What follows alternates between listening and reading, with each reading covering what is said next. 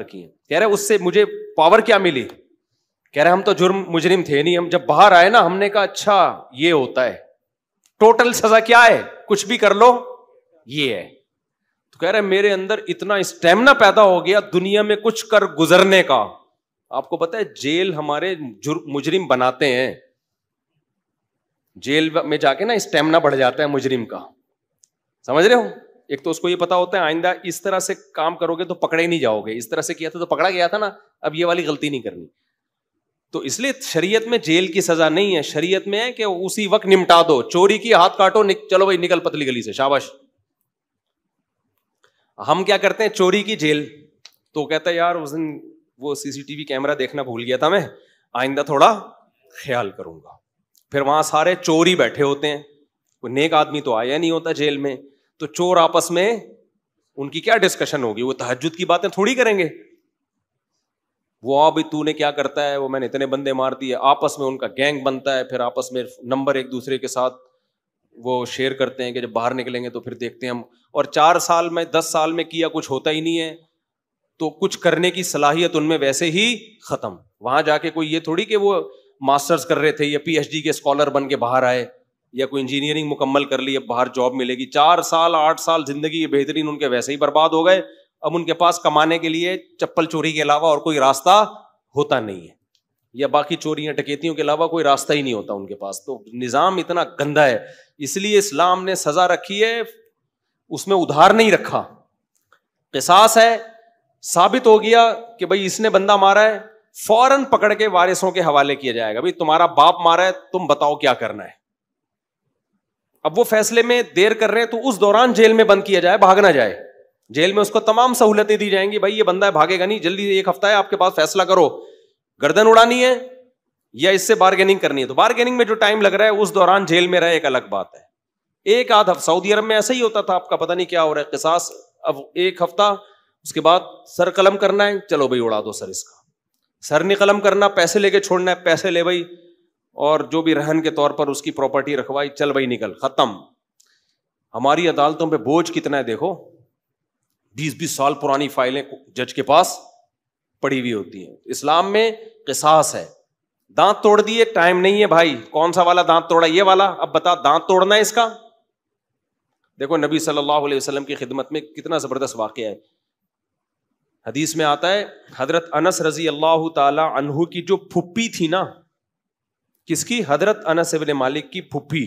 حضرت انس نبی کے خادم تھے.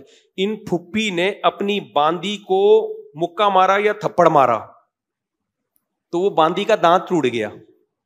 جو لونڈی تھی نا باندی, اس کا دانت ٹوٹ گیا, صحیح ہے نا. تو نبی کے پاس کیس آیا, تو آپ نے فرمایا اللہ کی کتاب کے مطابق فیصلہ کروں گا. تو کتاب اللہ تو یہی کہتی ہے دانت کے بدلے دانت. تو اب بڑے مسئلہ ہو گیا کہ بھائی یہ تو اتنے خاندانی لوگ ہیں, اور باندی یہ تو لونڈی ہے, لونڈی کا دانت ٹوٹ گیا, ملازم کو تھپڑ مارا, دانت ٹوٹ گیا, تو اب سیٹھ صاحب کا بھی دانت توڑا جائے کیا؟ گوروں کے ایسا کوئی قانون نہیں ہے. اسلام میں کہ بھائی دونوں انسان ہیں, تو دونوں کے دانت کی سیم ویلیو ہے. تو نبی نے فیصلہ کیا دانت کے بدلے دانت توڑا جائے گا. یہ بھی نہیں دیکھا کہ انس بن مالک میرے شاگرد ہیں, 10 سال میری خدمت کی ہے, تو اتنی خدمت گزار ہیں, تو ان کی پھوپھی کے ساتھ میں رعایت کروں. فرمایا نہیں, میں فیصلہ کروں گا کتاب اللہ کے مطابق. تو کتاب اللہ میں کیا تھا؟ دانت. اچھا باندی کو یہ توقع نہیں تھی کہ میری جو مولا ہے, آقا ہے, اس کے دانت توڑے جائیں گے. ان لوگوں کو یہ توقع نہیں تھی. تو جب نبی نے فیصلہ کیا نا, تو پھر انہوں نے پھر معاف کر دیا کہ بھائی, انہوں نے کہا کہ یہ تو ہماری مولا ہے, مالکن ہے, میں اس کا دانت کیسے توڑ سکتی ہوں. تو پھر انہوں نے خود ہی معاف کر دیا. تو پھر نبی نے, کیونکہ اس کو حق ہے, تو کیس 2 منٹ میں کیا ہو گیا, ختم. اگر انگریز کی حکومت ہوتی یا ہماری پاکستانی حکومت ہوتی, اب تک چل رہا ہوتا وہ کیس. دونوں مر چکے ہوتے, دونوں قبروں میں جا چکے ہوتے, ابھی تک ان کے دانت کے کیس کی فائلیں بولو موجود ہوتی, اور پوسٹ مارٹم ہو رہا ہوتا, کون سا والا دانت ٹوٹا تھا, ہلا تھا یا ٹوٹا تھا, ان کے مکے سے ٹوٹا. ایسا گندا غلیظ نظام ہمارے اوپر مسلط ہے, اس میں انصاف کے علاوہ سب کچھ ملے گا آپ کو. تو اسلام نے کیش سزائے رکھی ہے, ٹھک ٹھک ٹھک کر کے, کہ بھائی تھپڑ کے بدلے میں کیا ہے, تھپڑ. تو قصاص کا نظام رکھا ہوا ہے اللہ میاں نے بڑا زبردست. وَكَتَبْنَا عَلَيْهِمْ فِيهَا أَنَّ النَّفْسَ بِالنَّفْسِ وَالْعَيْنَ بِالْعَيْنِ وَالْأَنْفَ بِالْأَنْفِ وَالْأُذُنَ بِالْأُذُنِ وَالسِّنَّ بِالسِّنِّ وَالْجُرُوحَ قِصَاص. کیا زبردست آیت ہے. اللہ فرماتے ہیں ہم نے لکھ دیا ہے آنکھ کے بدلے آنکھ. کسی نے تمہاری آنکھ پھوڑی ہے, تم کورٹ میں جاؤ گے, جی اس نے آنکھ پھوڑی ہے, یہ ثابت کرو گے, دلائل سے ثابت کر دیا, کورٹ کہے گی تو بھی پھوڑ دے اس کی یہ والی آنکھ. البتہ یہ کام ڈاکٹر سے لیا جائے گا, ویسا نہ ہو پھوڑنے پھاڑنے میں کچھ اور ہی نہ پھوڑ پھاڑ دے, اتنا لمبا چھورا مارے کہ پیچھے سے ہی نکال دے. تو اس میں ماہرین سے مدد تو لی جائے گی, لیکن یہ ہوگا بھائی آنکھ ضائع کی ہے تو تمہاری بھی آنکھ ضائع کی جائے گی.